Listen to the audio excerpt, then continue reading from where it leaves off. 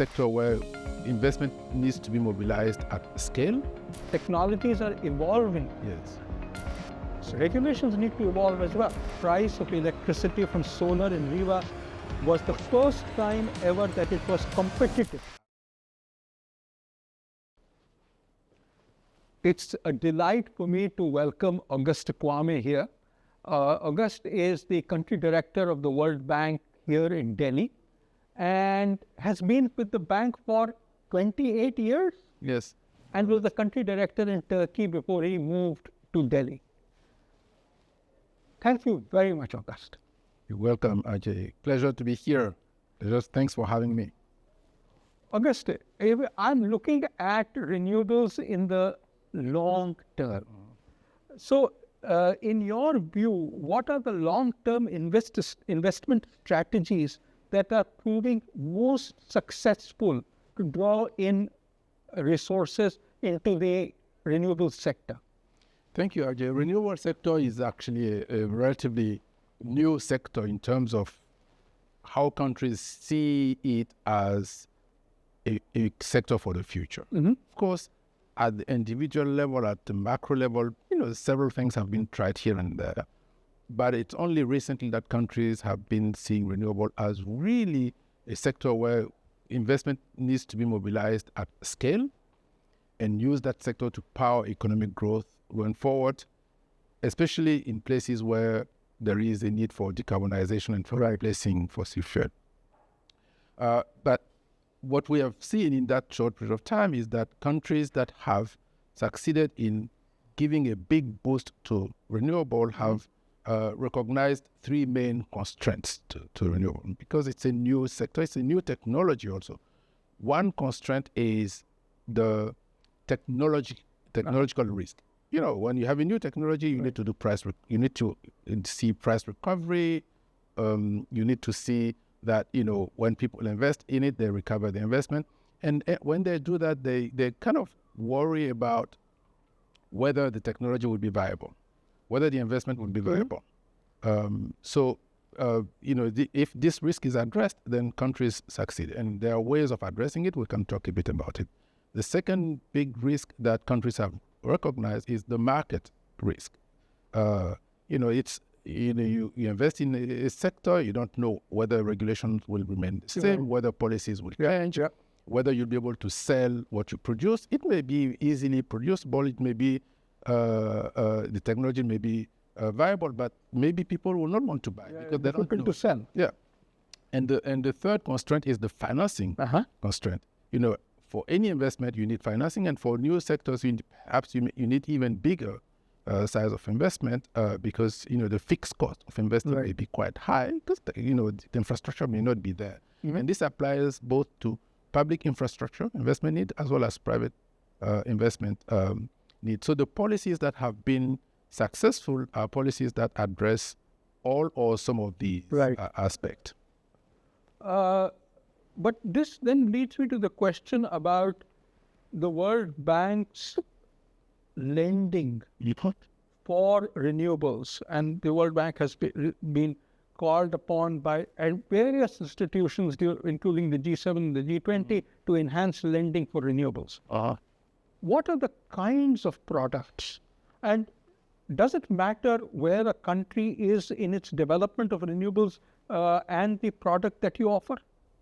Yes, the various products that we offer cover a range of, going from grant financing to concessional loans, to market loan, and to guarantees also to help investors be comfortable with some of the risks I've mentioned earlier.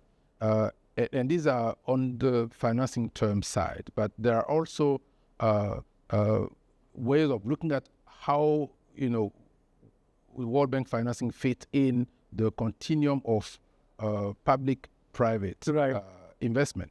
Some of our financing support the private sector's role, including by providing resources to the public sector to invest in shared infrastructure, or in commonly used infrastructure, which may have benefits for a large set of investors rather than for one investor.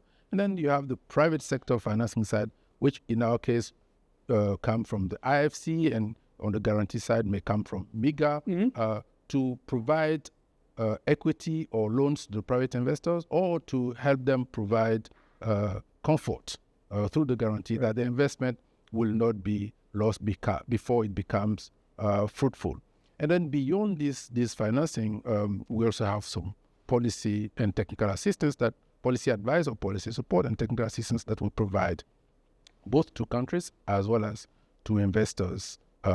But it's also important to recognize that when we provide our financing, it is really rooted, as I said, in this type of the earlier risk type that I mentioned. Some of the financing will go to address market risks. And in market risk, for example, when we provide financing, we work with the countries to come up with, for example, purchase agreement, so that, because you bring safety of reducing the market risk. In some cases, our financing will help provide viability gap funding to reduce some of the technological risk, and in the financing constraint can be reduced by reducing the cost of our financing through grant from the World Bank, or through grant from some bilateral that will come in to reduce the cost of World Bank loans. Auguste, you talked about the fact that you need public sector regulations and private sector participation within the framework of those regulations. What are the kinds of public policies that make this private sector participation most effective? Well, there are a wide range of policies that make private sector participation effective. I mean, the traditional policies are, policies that will facilitate public-private partnerships. It's a broad term to say that, if the government has a skin in the game, the private sector will be more comfortable to come in, and that's from the perspective of the private sector. From the perspective of the government, doing PPPs is a way of getting public investment in sectors that have high social return without necessarily using the full, without necessarily putting the whole investment on government's balance sheets. So policies to facilitate PPPs generally are well known. It is, the government will sit with the private sector, provide some visibility on the regulation, visibility on the policy, and sometimes provide some sweeteners and say, you, the private sector, if you invest, we will provide you with, tax rebates or a cheaper loan or whatever. And sometimes, frankly, it also means that, we protect your asset by, ensuring that you have enough time, enough years to recoup your investment before other type of private investment come in to compete with you. So to provide that kind of visibility and comfort. And some of these things can backfire if they're not well managed. If there is no exit strategy, for example, from the PPP, it can, backfire. But there are other policies that I also wanted to talk about, but please go ahead. No, but Auguste, this leads to the question that in a sector such as renewables, where the technologies are evolving, so regulations need to evolve as well. How is this interplay managed by the World Bank? What is the ideal world that you would like? Regulations need to be involved, but maybe not so fast. So there is a need for upfront thinking before putting in place the regulation, so that regulations don't have to change every year, because if they change too fast, then they don't provide enough stability, certainty for the private investors. But yes, regulation can be adapted and changed, but as they change, it is also useful for the policy makers and regulators to ensure that those who have invested based on certain set of regulations are either grandfathered, they don't lose the investment, or there is an adaptation of the new regulation to also help protect the initial investment, because they invested based on a certain understanding or agreement between them and the government. So regulations should change, but there is also need to be continuity in the relationship between public and private sector. But you had asked what are some of the policies and regulations that work or to bring in the private sector. I mentioned PPPs, but there are also areas where the private sector can invest alone without the public sector if the policies and regulations are strong enough. Yeah. So this could include, for example, the government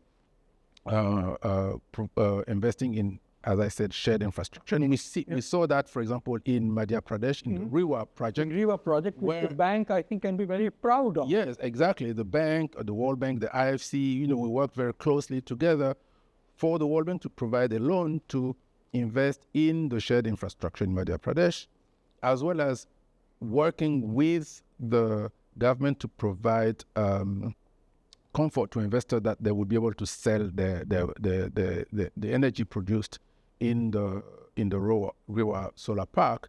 And one big buyer, for example, is the Delhi Metro, as we know. And this kind of agreement provided comfort. And it provided enough comfort that the price of electricity from solar in Rewa was the first time ever that it was competitive. Absolutely. With fossil fuel electricity. Yes. And in the years since has declined even further. Exactly. And IFC provided financing as well as technical assistance to private sector investors, and so that they will come in with IFC as co-investor, and so both the World Bank financing, IBRD, as well as IFC financing were able to leverage a huge amount of private capital.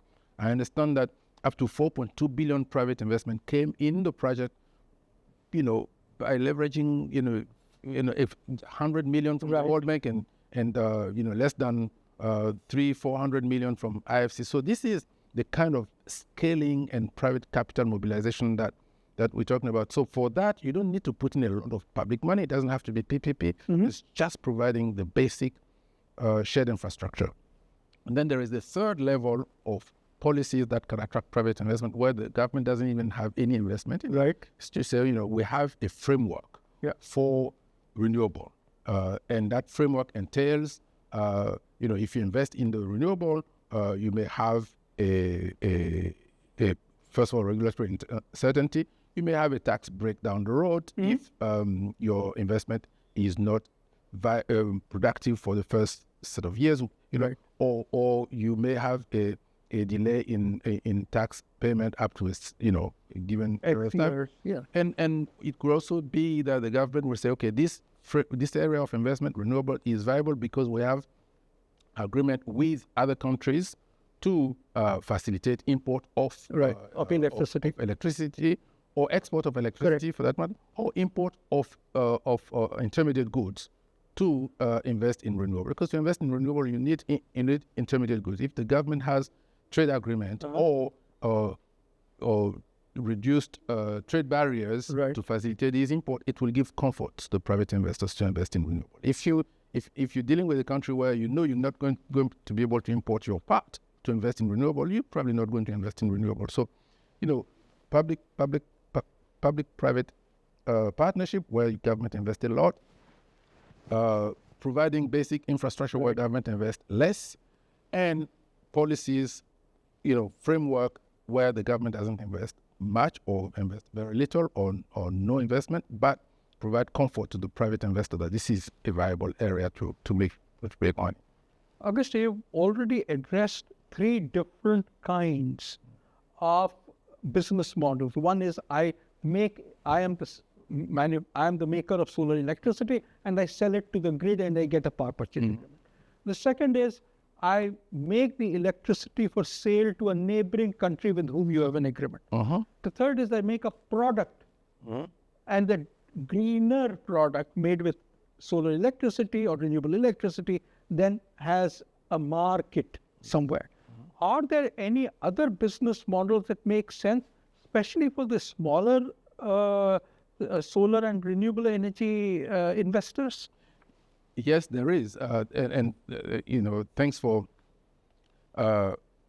clarifying the three business models. But yes, because you're asking, I will add another business model, which is self-consumption.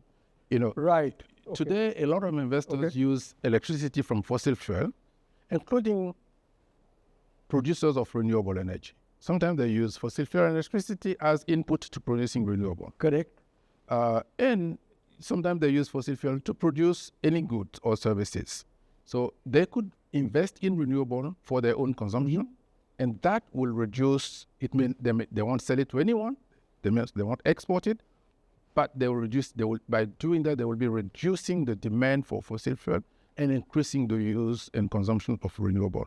So, solar panel for MSMEs, for example, is a big area where India has actually done very well. We have worked, as you may know, with the State Bank of India to provide investment support to MSMEs who want to invest in solar, mostly for their own consumption. But some of them also for sale, but for their own consumption.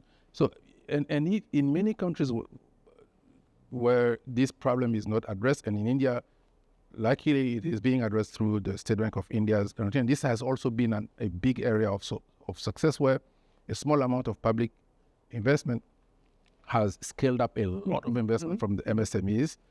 But we need to do more, obviously, because in the MSME sector, it's a large sector. And also households should be added to that. Household-owned self-consumption can also be a big source of increase in the use of renewable. And we also we're trying to provide support in that area as well in India. But I would say this in some countries, this problem has not been addressed, and you can see that for those countries, MSMEs are becoming a hard-to-abate sector in the sense that it's a way of saying MSMEs end up being a big consumer of fossil fuel. And it's hard to tell them to stop using fossil fuel, because MSMEs bring other good things. They create jobs, especially low-paying jobs or jobs for low scale. So it's good. They also produce things that people need, and MSMEs generally need government support. So to the extent that you can work with the broader financing system, as we're doing in India, to help MSMEs increase their own consumption of renewable, it will be a good thing for the economy. So this fourth area, I wanted to also mention that. This fourth business model. Business models. We started out by talking of the public benefits of pushing renewable energy. Let me now turn completely 180 degrees to the user sector. What are the kinds of strategies that new entrants to this area need to adopt? On the user side? So if I am a user and I also try to produce electricity, so it's called a prosumer if I'm not wrong. Yes. What are the kinds of strategies that I could adopt? Okay, so first, look at what kind of financing support that you can get from the government.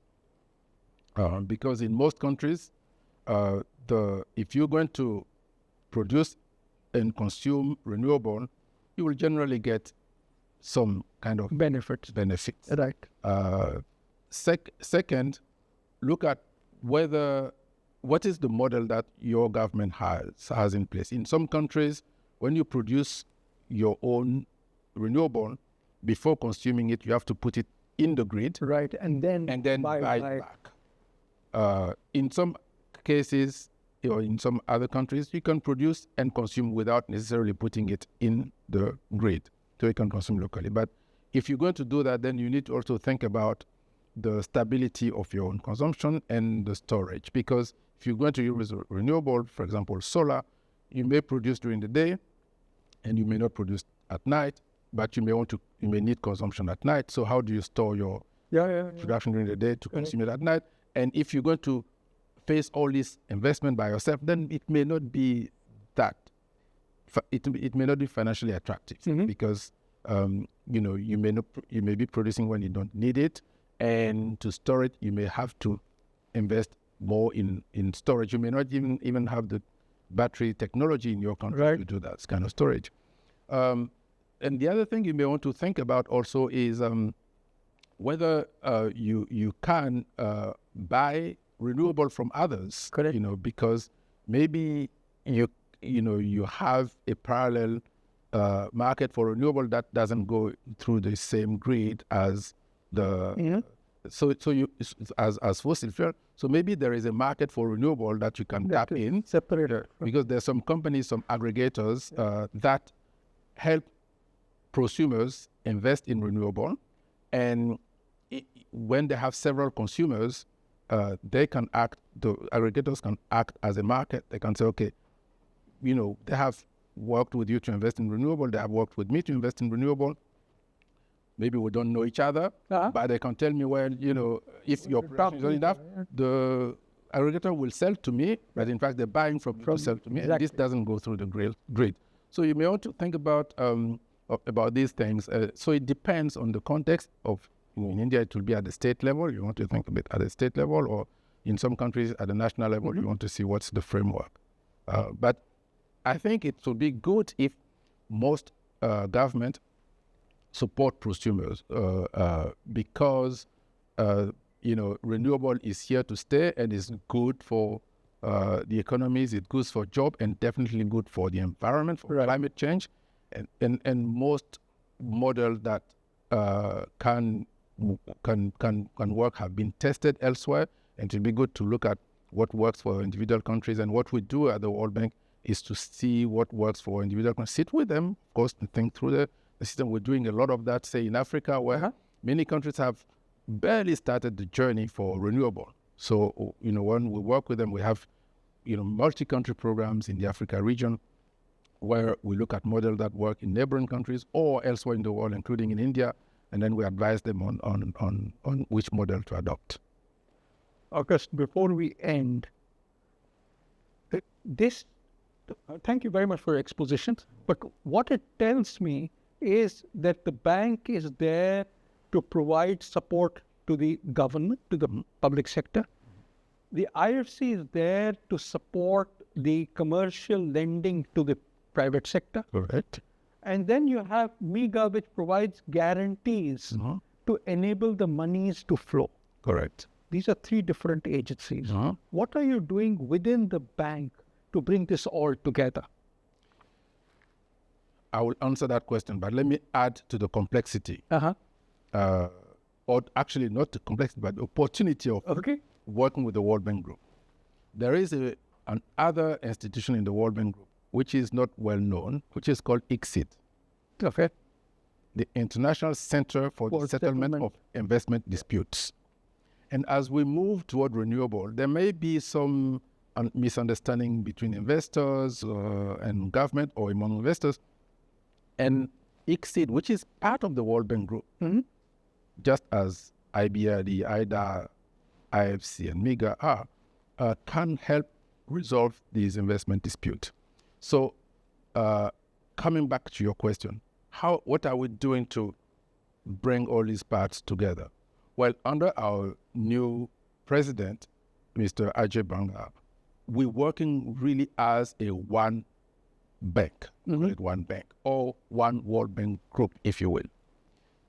As I sit here talking to you, my mandate is, as World Bank Country Director, is to think about what we do in India, not just from the IBRD or IDA side, but also on the IFC, MIGA, and ICSID side.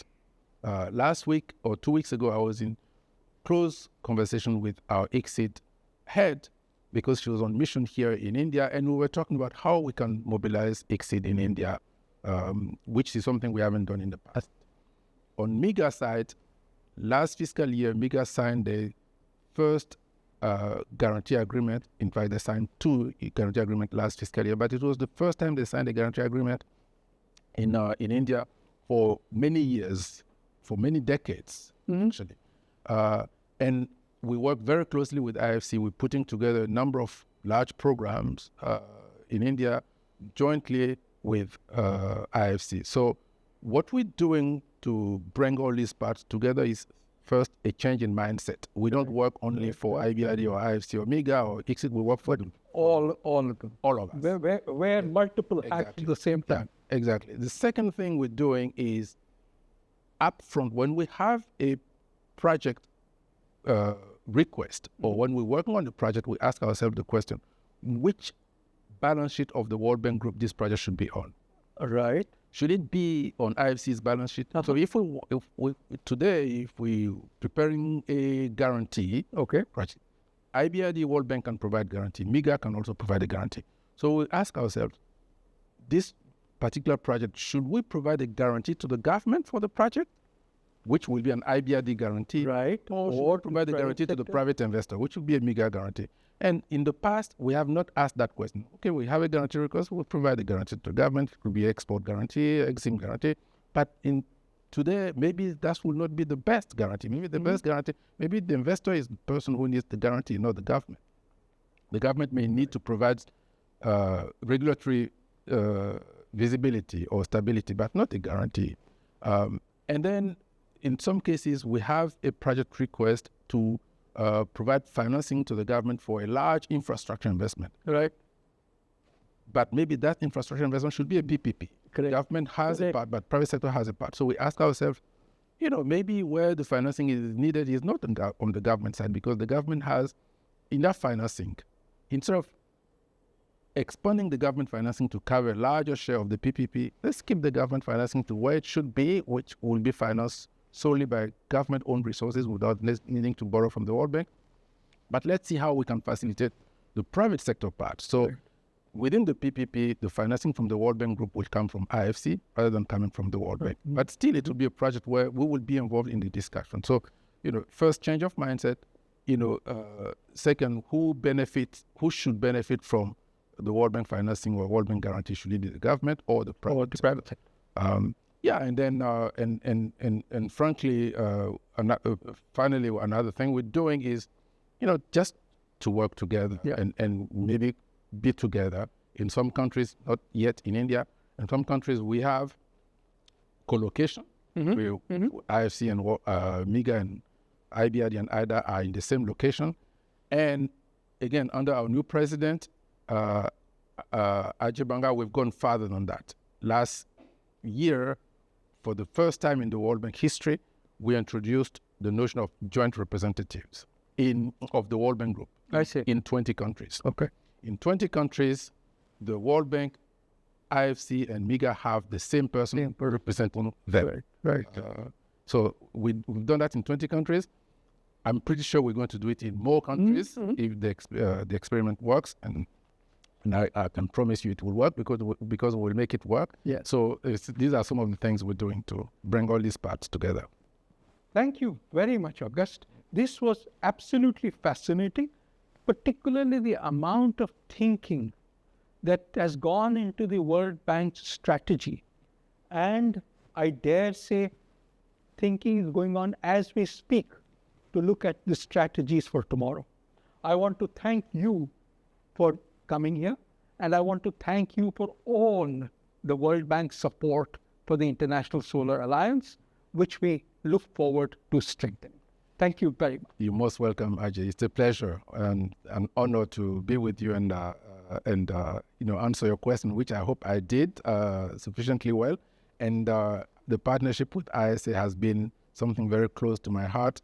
We want to continue that, and we're looking forward to greater opportunities to work with you in India as well as elsewhere in the world. Thank you. Thank you very, very much.